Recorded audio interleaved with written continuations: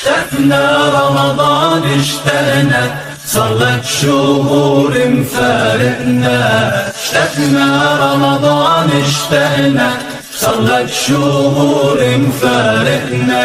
يا محلى التوب بأيام من نار الرب بيعتقنا. يا محلى التوب. يسعد لي صباحكم حبايب القلب، الله يسعد لي كل اوقاتكم يا رب.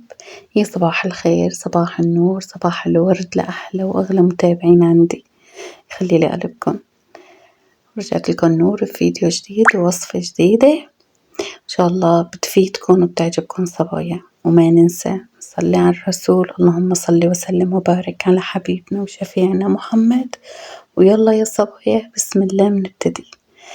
صبايا أنا عندي هون 2 لتر من الحليب. هلأ الفيديو اليوم إنه رح أعمل معكم أشارك طريقتي بالقشطة المنزلية بالبيت، منحضرها ومنساويها، ما بدنا نجيبها من برا. بما إنه إن شاء الله كل سنة وأنتم سالمين وينعاد عليكم بالصحة وبالخير وبالعافية، ولو لسه بده أيام بس حبيت أنا هيك أهنيكم بما إنه قرب رمضان.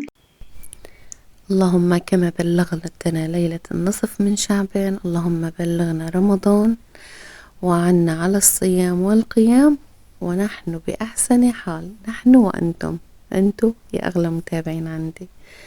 الله هيك إن شاء الله يعيننا على الصيام والقيام وطاعته يا رب، يتقبل مننا ومنكم ويخلي لي قلبكم. في شوية مقاطع هيك راحت عنكم، معلش إنه أنتم مثل ما قلت لكم أنا كل مرة إنه أنا عم بحكي بس أنتم عم بتشاهدوا.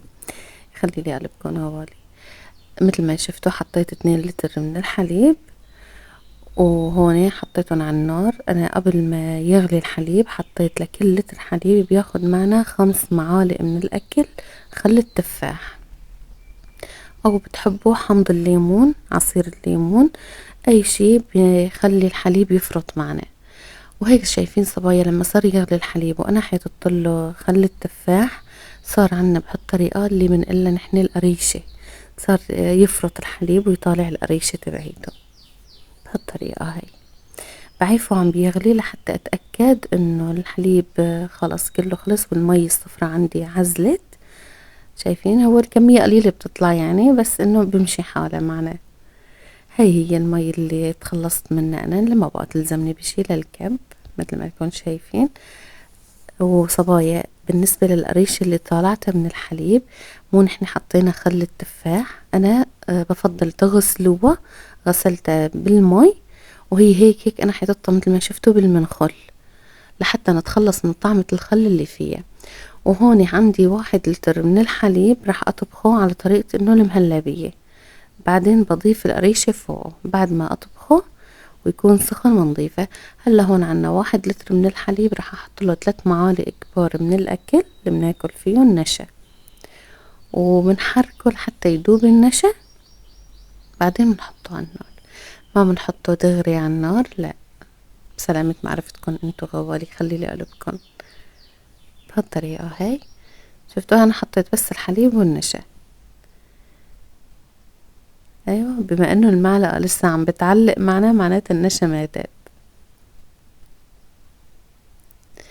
بحركه هيك لحتى اتأكد انه داب النشا، بعدين بحطه على النار. والله يا صبايا انا بنصحكم انه تجربوا طريقتي هاي، وبالاخص هلا مثل ما قلت لكم انه جايين على رمضان ان شاء الله هيك بيجينا بخير وسلامة. حتى فيكم تحطوها بالفريزر. انا على طول عندي علبة فيها من هي القشطة اللي انا عم بحضرها. ايمت ما خطر في بالنا بدنا نساوي اي نوع حلويات، بالاخص هلا ما شاء الله يعني عم نشتهي، عم نعمل كتير القطايف بتلاقوها جاهزة. هلا هيك بلش يتقل معنا قوام الحليب مثل ما لكم شايفين. نحن ما رح نخليه يتقل كتير كتير كمان، لاني لما بيبرد رح يعطي السماكة. هيك انا القوام اللي بدي اياه. شلته من على النار مثل ما لكم شايفين، حطيته على المجلة. هلا هو سخن بدي اضيف القريشة، نحن بنقلها هي قريشة، انتو ايش بتقلوا لها غوالي ما بعرف. اللي فرطناها مثل ما شفتوا من الحليب.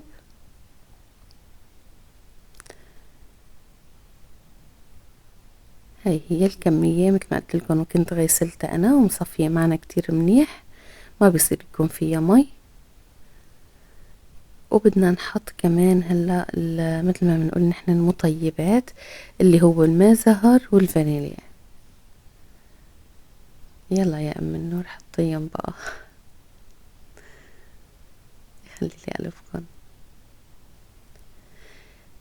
وين وصلتوا صبايا؟ هلا انا نزلت معكم القشطة بالمنزل يعني بالبيت تحضيرها، واذن الله راح اشارك معكم كم شغلة، كم روتين من وصفات من اكلات لتفريزات رمضان. انتظروا فيديوهاتي الجاية ان شاء الله. وانتوا وين وصلتوا؟ ايش عم بتساووا؟ ايش عم تعملوا؟ خبروني. وهون صبايا مثل ما لكم شايفين حطيت انا الماء زهر. الماء زهر اذا كان تقيل عنكم لصنص بتحطوا يعني نقطة بتكفي، واذا كان ما هو تقيل، هلا انا اللي عندي ما هو تقيل لهيك مثل ما شفتوا كترت شوي. وبدنا ظرف واحد من الفانيليا، ونحركن كتير منيح ومنفضيهم بهجات هذا البلور، وانا عفتن هيك لحتى بردوا قوامهم تقل، صاروا جاهزين عنا لحشوة القطايف او حشوة اي شي انتو بتفضلوا بتعملوه. مثلا البسبوسة او هي هريسة الجاتو بتعملوها، فيكم تستعملوا هي القشطة لحتى تحشوها طبقة من بينات البسبوسة او اي شي بدكن اياه. وهي هي وصفة ام النور، وبصراحة انا كتير حبيتها وكتير عجبتني ومعتمدتها بكذا وصفة، لهيك حبيت اشاركها معكم. اعطوني رأيكم وان شاء الله بتعجبكم غوالي.